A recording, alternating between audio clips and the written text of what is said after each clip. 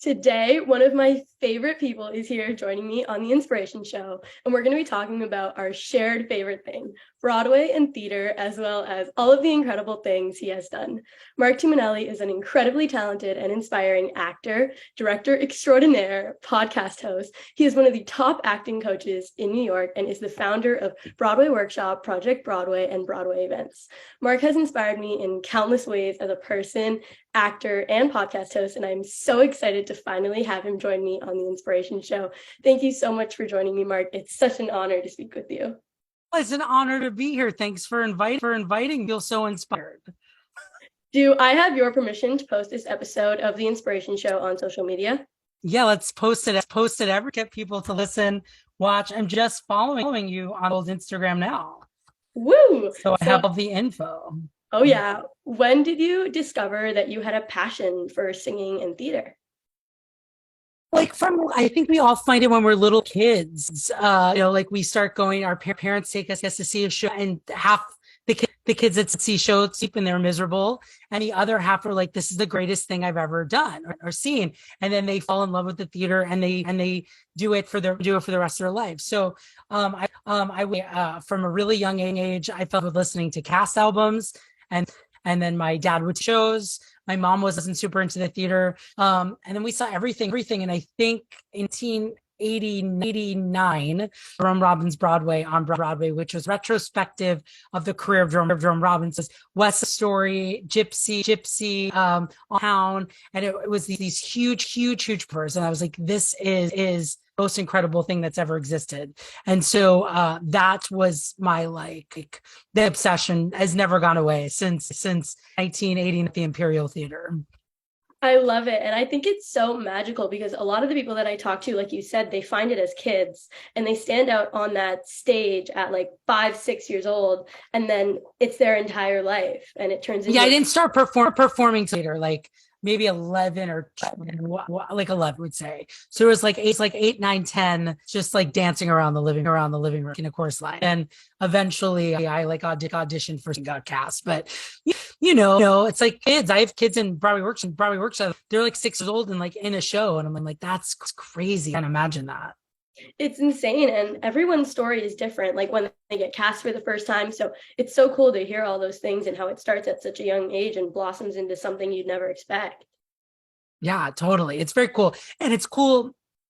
I know we'll talk about it more. It's very cool to see from my perspective that works with kids, that like when the spark happens, and like sometimes we have kids in shows at Broadway Work that are like, oh, I know they're going to be doing this for the rest of their life in fashion, whether they're going to be performers or they're going to be directors or choreographer, marketing execs, but they're going to be working in the business. And other kids that I'm like, oh, you're gonna have a great time with us for these 4 high school, and then you're gonna go be a lawyer. Hopefully, you'll go see some shows and keep the theater in your life. But you can feel it. It's like lyrics to everything. They're obsessed with shows.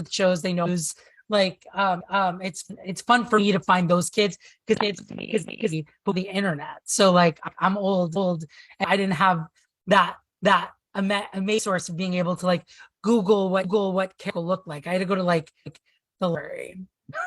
It's so special to see how it impacts people's life differently. Because like you said, some people know that it's their career and bang smack, that's what they want to do. And then other people are like, it's a passion. But it's so cool to see how it hits everyone.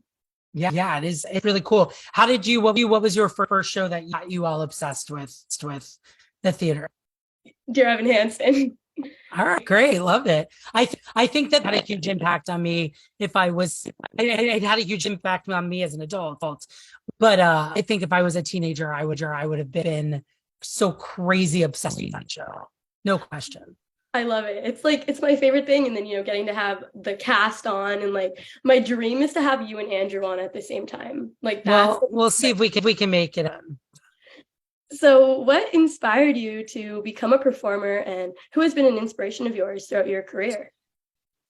Yeah, I say that as a wasn't like anyone inspired me to perform. I just like loved the theater and I loved, the original leading ladies that I came to be obsessed with: Bernadette Peters and Cheetah Rivera and Angela Lansbury. Like those were the women in the shows that I loved when I was a kid.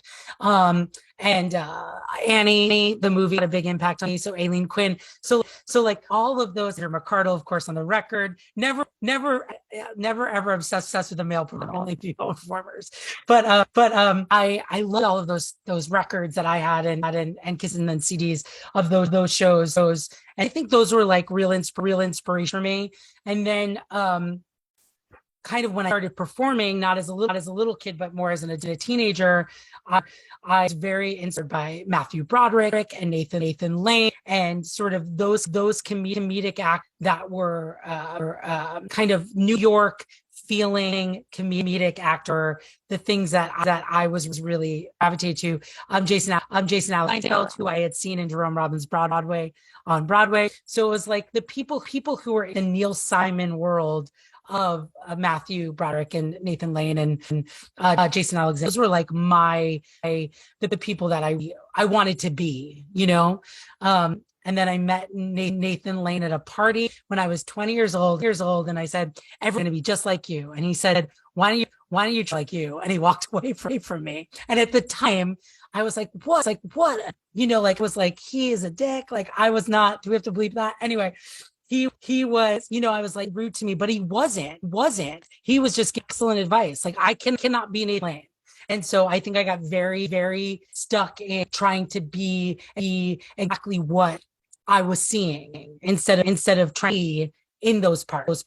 That someone explained that to me better way than they had, but certainly in same information.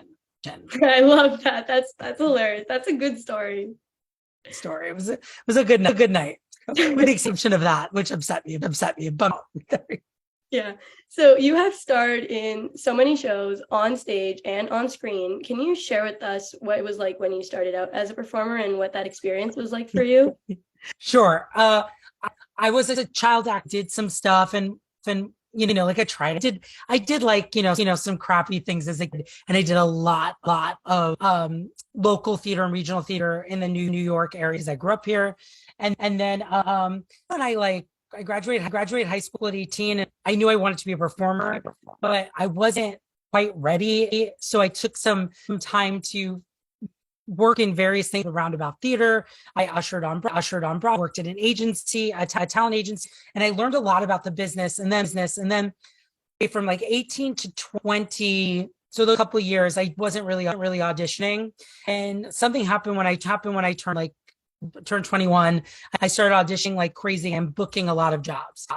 And so I did those Neil Simon plays I was obsessed. So I did Bright Beach Memoirs and Biloxi Blues Bunkers and Broadway Bound, and to perform at these huge regional theaters, playing the lead in the show, a role that Matthew Broderick made famous. And that was like my ticket. That was like, I always got hired to play those. And so I learned so much about from doing these beautifully written by Neil Simon with incredible actors that were much older than, and just sort of getting to experience the informed everything about me as an actor and what I gravitate to and how I teach acting now. So I would say, what was your original question?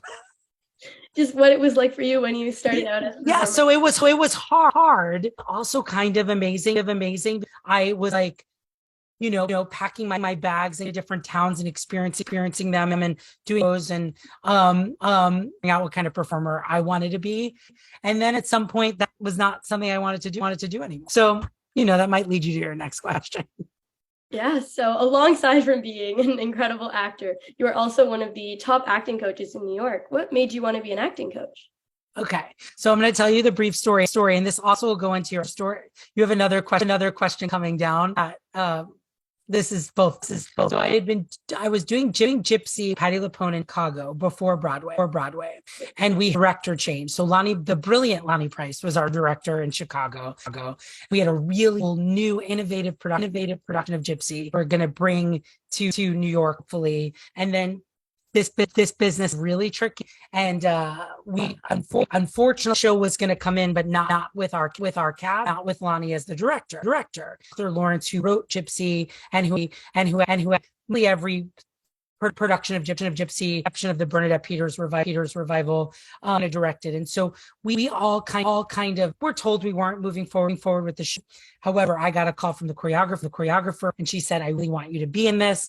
They set up a work session, me and Arthur Lawrence. I thought I was getting. There's more to this. I didn't get the job. None of us really got the job from the Chicago's, and it really was an experience for me, and it kind of like brought joy of the theater, and it was really hard to deal. So I had been teaching always a little bit, like in between acting jobs, but that experience made me want to focus on teaching and creating classes and starting my own business. So it was because of that business like heartache, tough. The year of that was so hard to deal with is because I started really focusing on working with kids and being an coach and directing and changed the course of the rest of my life. I still did some acting jobs. They were like, friends would call me and say, hey, do you want this play? Or like, oh, we're doing this summer for you. Would you want to do it? Like, so I didn't fully retire, but yeah, I that's the story there. But so and then once I started with kids and once I started coaching, this is amazing. Like I loved doing it. I loved making them better. I love getting to help people a little bit, young people learn about the business. And this was very natural. It's so special that, when you were an actor, you went and gathered all of these like materials and advice and, getting to share that with kids to help make their dreams come true. I can't imagine what that feels like. It's cool. Someone like, we'll use Andrew Barth Feldman as an example. When you see someone like Andrew, who was like a kid that fell in the category is definitely be in this business one way or another because he's so crazy talented. But even 9 years old, he was like that, right? So to see somebody like that who has such a love for it, who a really nice person, who works really hard, and has no ego. He was never like, I'll only play the lead. He was the kind of kid who was like, I'll take part. I just want to be in the show.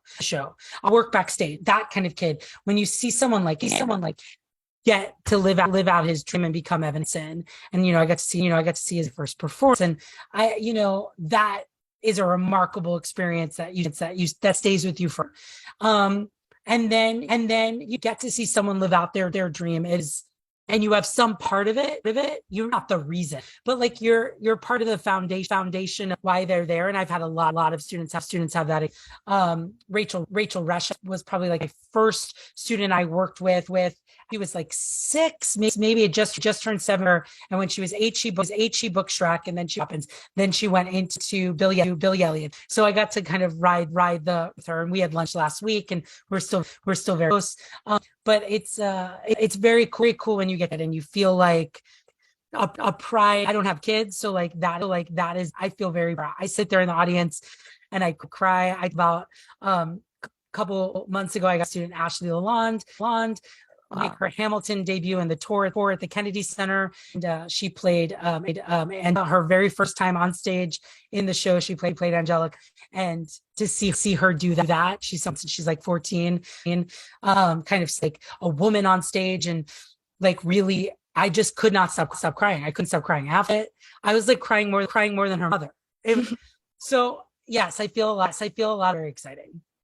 We love proud theater dad, Marc. I love that. Yes, I'm proud, and it happens a lot. And seeing Michaela Diamond in Parade on Broadway, seeing her name above it all when I walk down the street knocks me out. I feel like I'm in an opposite universe. I'm like, that girl is that, it's very cool. That show means the world to me. I'm seeing it in August, and spoiler alert, having some of the cast on soon. So I'm so excited. There's lots to talk about. It's really thrilling. So aside from being an incredible acting coach, you are also a director extraordinaire. So in your opinion, what is the most important quality when it comes to being a director? I think this is, I think the most important is it's to see the big picture and also know how to communicate with actors. And so I think a lot of directors really are good at seeing how it's going to move and how the set's going to work and how the story is going to unfold. And maybe they're not amazing communicating with their act out what they want or how they want them to get that. And so I do think in order to be an excellent actor, you have to be able to be great with actors, but also be able to see how the show's going to work, how color is going to look on stage. So it's a lot of jobs, and it is the most rewarding work that I've ever done because it feels my full talent. I'm not standing on stage, but I feel like full talent on stage because I've made those decisions. How is the set going to look? How is this performance going to play? How are we guys this moment, or how is this transition from this scene to next going to happen? It all has to happen in my head, and then I see it all happen. So although it's literally like puppets a little bit. When you watch your show, you're like, oh, Geppetto is moving all those things around, but and you shouldn't see a director. You are watching a show and be like, wow, this is directed. Meaning that you see the director's paw print on every. I just want to feel like it's a beautiful evening or afternoon where the story is really clear, and you feel audience, whether that is joy or emotion. And that you don't get there. You should never think, wow, good director. So I kind of answered your question. 900 things. I'm kind of guilty because when I go to the theater, I'm always like, I love how the director did that. Because they think of things that the audience would never expect. Sometimes I do think that, especially, talking about Parade and Michael Arden, who is, an extraordinary director. He does so, and I'm like, wow, I never would have thought of that in a million years. And that's kind of goes back to this of people like Jerome Robbins and that would, see very well that section where they march, they jump, it's probably letters, is jumped between Baby June and Dainty June, and idea to use flat lights or strobe and then switch the actor. Genius idea, and I don't think it's had a better idea ever on stage. But when you see that's okay. It's okay to see a moment director, but you don't want to feel like when you're watching it feels like it's all about the director, big bright idea, setting Seussical in a white box, because then it's for the audience to imagine. I'm like, no, that this is. So, You got to give the audience a bit of freedom when they're watching. Yes. Yeah. So what is your favorite part and most challenging part about being a director? My favorite part is directing. The most challenging job is not getting directing jobs. It's hard. It's hard to really difficult. And so, I've been lucky in the last few years to have nice opportunities outside of where I can go somewhere and direct a show. I just did School of Rock in Virginia, which was a really fun experience. So the hardest part is honestly work and because I love the work. So once I get the work, it's all hard. Tech is hard. Dealing with, infiltrate theaters where they've been doing it the same way for the last 30 years, and maybe you have a different way of how this could work better. That could be a challenge. So that I would say sometimes is kind of hard. And you a lot of personalities as a director. So the other list is that sometimes you don't really connect with an actor. You don't feel they think you're in their corner. So there's a lot of personality. And then you deal with designers. We're talking about costume, set, lighting, sound, and they're all people who in their own little vacuum. And you have to get people to understand your vision. All feels like it's like a movie that had strawberries, bananas, all those things taste better. But if you like a chicken breast in there, it tastes disgusting. So it's like all of the things together, and you're kind of in charge, trying to make all of things happen. So that could be hard. And really the best part is rehearsal to me, like being in a room with actors, figuring it, and maybe not having the answer to something. And a director who's afraid to be like, oh, that's supposed to go. Let me think about that. And so that's like the fun challenge. Yeah, I would say. Seeing you direct is so cool. Like that video you posted on your Instagram with all the cast of School of Rock seeing the set for the first time. It was so cool. And then that was really like they were cute. The theater in Beach is so gorgeous. It's do their shows at a place called the Sandler Center, which is in Virginia Beach, or City Center, and it's a beautiful, it's like 1,300 seats, state of the art. A new theater, and so in the show we'd been rehearsing in this kind of dark rehearsal room for 2 weeks, and beginning of week 3, like I'm going to take them in to see the theater. It was really because that's the magic part when I'm going to get to perform in here, yeah, I can't imagine like being a kid who gets cast in like the Metropolitan Opera chorus. You're going to be on that stage. It's like so cool.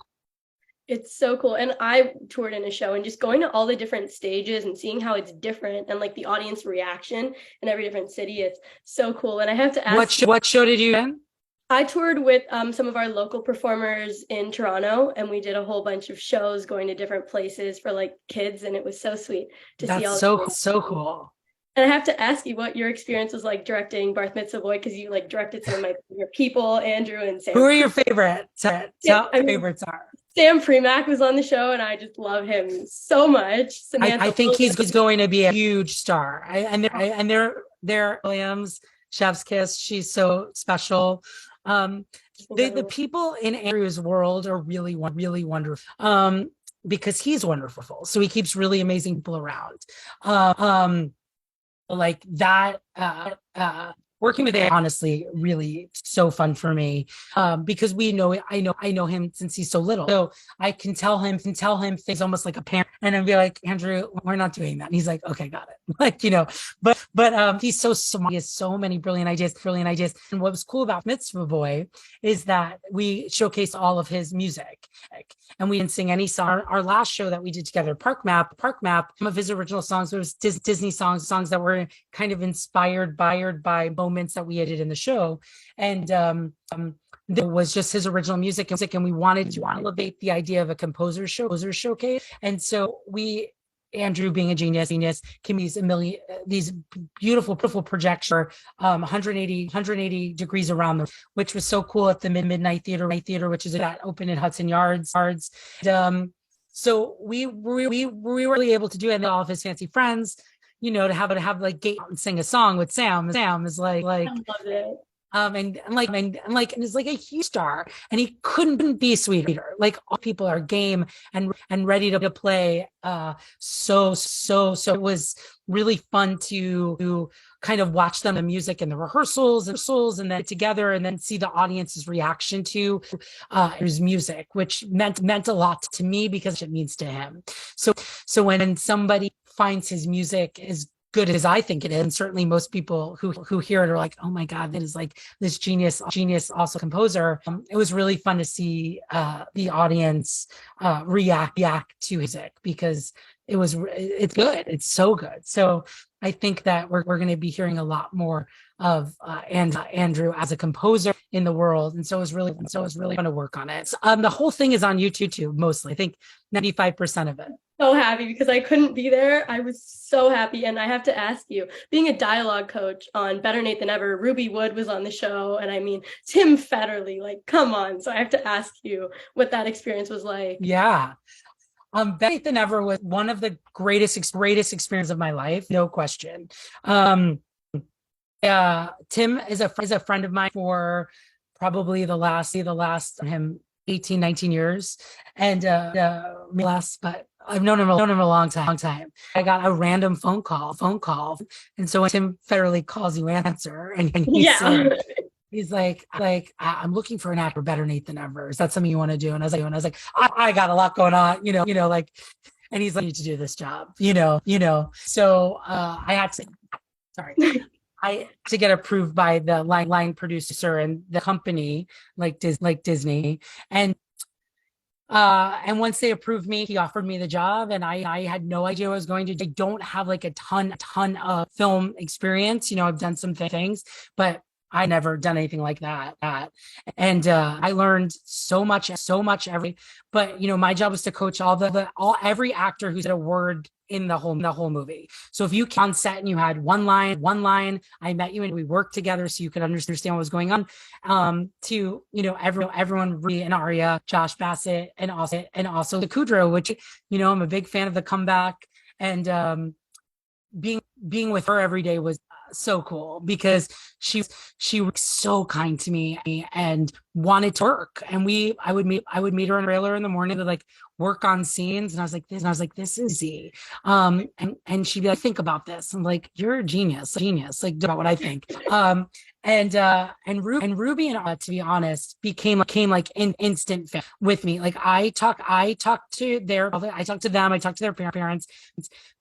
We went through like experience together, which was so positive. The entire experience on that movie, because of Tim, was a really, really lovely, one funny experience. And I'm so proud of the movie. And if I never work on another movie again, was a dream experience. And I hope that more kids find it, because that movie would have been a game changer for me if I got to see that at 10 or 11. And watching Ruby he had done a commercial. He had no film. So like watching him become an amazing film actor. Arya and a TV series, and she familiar, but watching each other was a masterclass in how you should behave on a set. And then also watching Ruby be brilliant, better every single day of filming was like for me. Just to remember that we have so much to learn, and I'm supremely proud of him. Movie. It was incredible. So, alongside being incredibly talented in front of the curtain and behind the scenes, you've very creatively taken us behind the curtain through your podcast, Little Me Growing Up Broadway, which is my God, I forgot we still have to talk Little Me. Like literally one of the reasons why I'm sitting here right now. So, your podcast shares the stories of our favorite stars and how they got to where they are today. So, how did your podcast come about? At the end of 2019, my really good friend Blake Ross, who amazing podcast called Burns Broadway Podcast Network. She was like, hey, they're starting this thing, Broadway Podcast Network. I'm already working with them on a project. You should do something.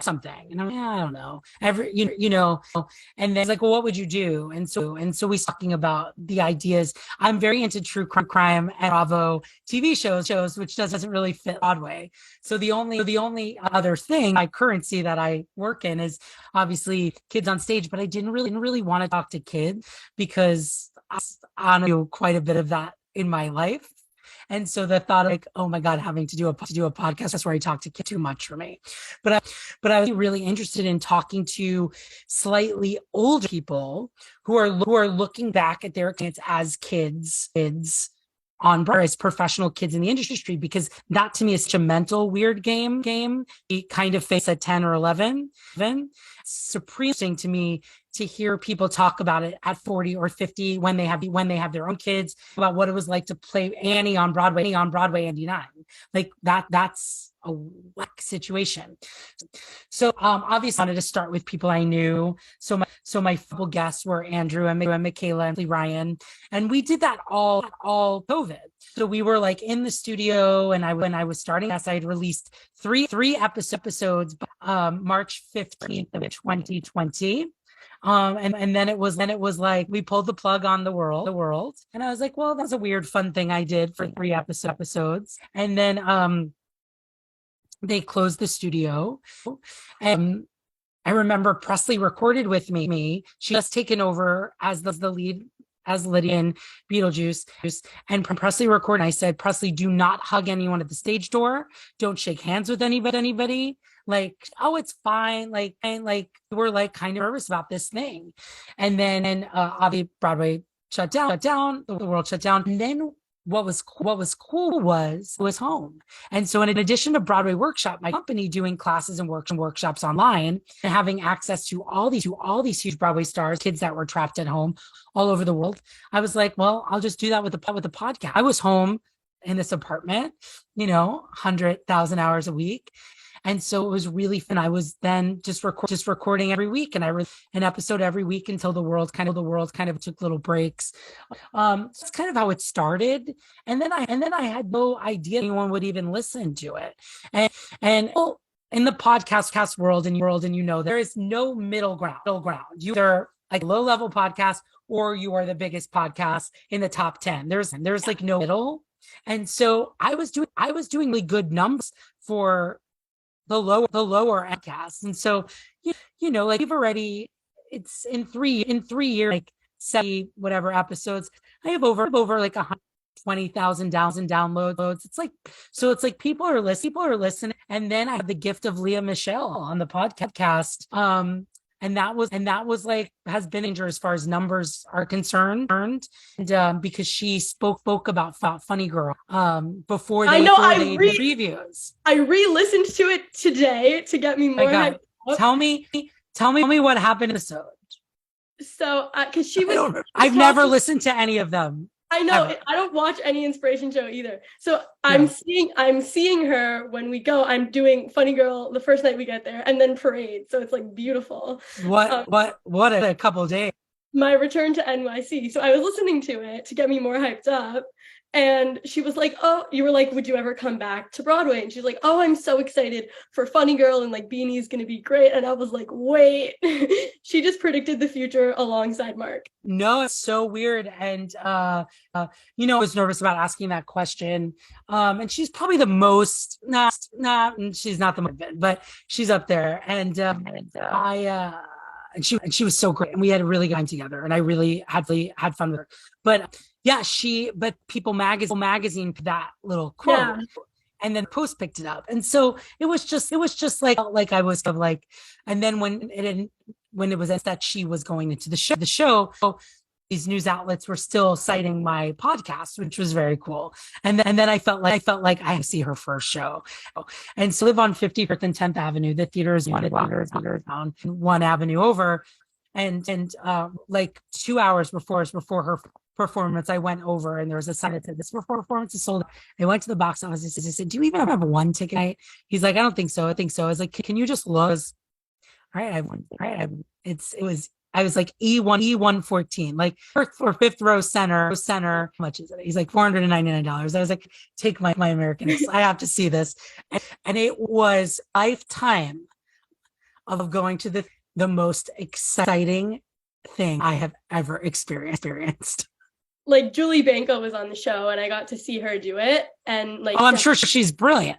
And I'm just so excited to see Leah, because like she is like one of my number one idols, and like I'm gonna live out like all my Glee dreams in one night. But like to see her live her dreams is incredible. And like I've talked about it before on the podcast, and I just want to ask Ryan Murphy how he felt in the audience that night. That's just I wanted. I was sitting there. No joke. Like Jonathan Groff. He's so sweet. Jonathan was sitting directly behind me. So I was like, and I know him, and and I was like, couldn't help hearing that like a man was sobbing so during the show. And I turned around and I was like, Jonathan, and I talked about it. But like Ryan Murphy's at the end of my aisle. It was wild. And it's just like a very night, and how amazing to have that like for her, for her dream too. But it was very cool to have her on the cast, and the amount of people that say yes to this thing, which is why I try to say yes when people ask me. But it just means a lot. It's a lot. My childhood obsession, your Leah Michelle, was Debbie Gibson, and I don't even know if you know who she is, but just the Britney Spears of like.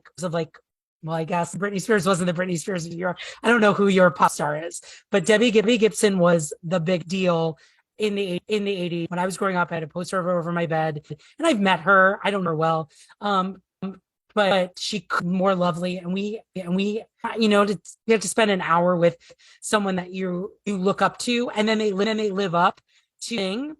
I don't look up to that way because I'm older than her. I think it's just not.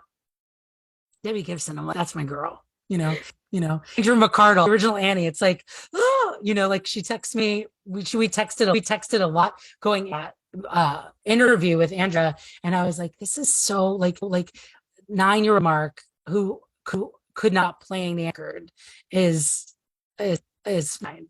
Yeah. So no, stuff's fun.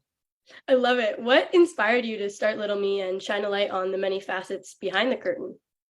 I don't think people really stand what it is like to have that level of well, of everything, the level of as a kid. What kids work? There's no can't be a child lawyer, can't be a childist, can only be a child, no other version of working as a kid.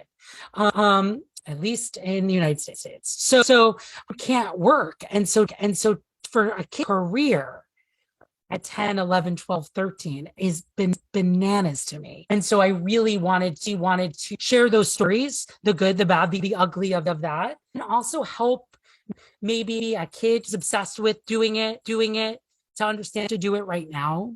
They could do it for the rest of their life. To also maybe understand it's not as wonderful as you maybe think it would be, and also to share the stories. I remember when Daisy Egan, we're the exact same age, when I saw her play Mary Lennox in Secret Garden, that was the second thing in life on Broadway. A musical could be dark. And here there was a girl who was my age starring in a Broadway musical.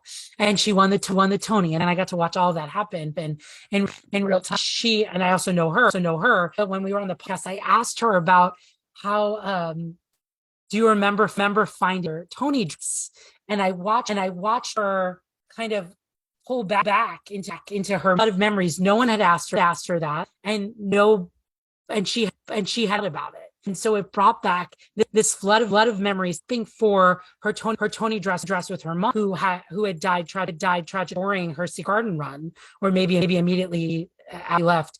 And it was so cool to get to see her relive this memory that she had filed away there. So I kind of wanted to maybe have these people get to selfishly get to see them really live these moments of their life.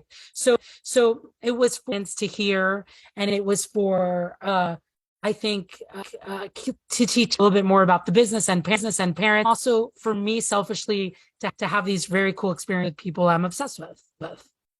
Same, literally same. So you are the founder of Broadway Workshop, Broadway Events, and Project Broadway. Can you share with us a little bit about Broadway Workshop and what inspired you to start it? Yeah. So, I mean, the inspiration to start it was that I was over being an actor and loved teaching.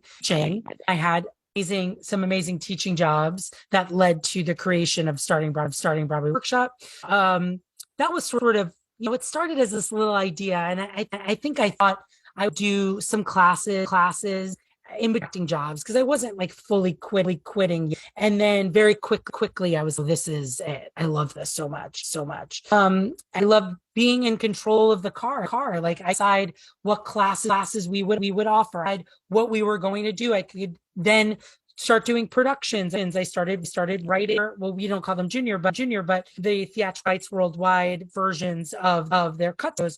So I wrote the cut down versions of Addams Family, All Shook Up, for curtains. I wrote Head Over Heels, Emma and Cyrano de Burger Shack, Broadway licensing, which is another company. I worked with Marsha and Lucy Secret Garden cut down for Sam.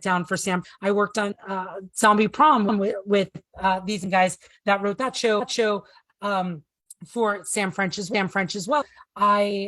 That's because I started this business. So one little thing led to another, and we started offering summer camps. And so it's been very naturally over the course of the last 15 years. So that, I don't know if I answered the question. I love it. No, it's great. And then the other businesses all happen out of Broadway Workshop. So Broadway, I felt that there was a need to have. There were so many kids who needed to be at this training, but afford it. And so I was able to make sure that we never turned away a young person who wanted to take a summer camp to show. And so we formed Project Broadway initially to do that. Now Project Broadway is in other hands. I don't have any to do with the kind of day to day of that. This Project Broadway serves the community of Broadway Workshop, but they have free programming for BIPOC performers, and that per Mosaic. They're in three or four doing completely free programming. They also financially support scholarships at places like the Children's Theater. In addition to Broadway Workshop, Broadway has helped thousands of kids to, even if they're not doing this for their life, be same experiences. And so I'm out of that. And Broadway Events is kind of corporate event company where I work big banks, sometimes nonprofits, so that I can bring Broadway talent to their gala evening and get to work with really cool people and put together shows for them to do for the national blank endeavor. And so it's just all kind of stems out of Broadway Workshop, because I'll work with our teachers in that I know, and do you want to sing at this corporate event? And they're like, yeah, really cool. So that's kind of that thing. I love it. It's so special. And for our final question, looking back on everything you have achieved in this industry, what advice would you give your younger self entering the industry? I think the best advice is back to that Nathan Lane advice of like you really can only be the you to be you in the material, you as the director, or you as what is special about you to bring to the table. Are you funny? Do you see the world a different way? Bring that out with her. I think I had a lot of fear in my 20s.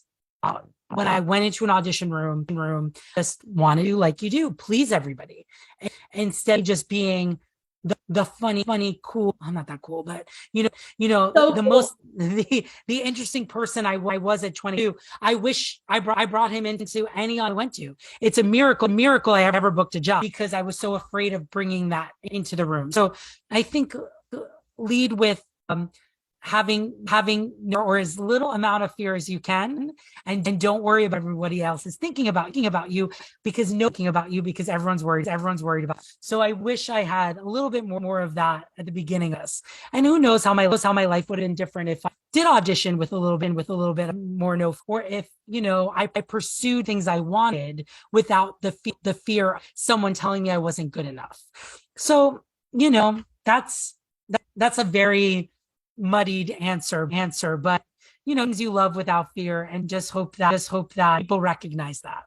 I love that so much. Marc, thank you so much for joining me on The Inspiration Show. You have impacted me so positively as a person, an actor, and as a podcast host, and I am so forever grateful for all of the incredible things you do. Thank you for inspiring me.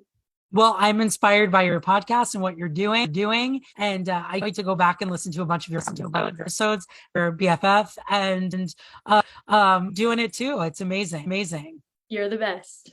Thank you. You're the best.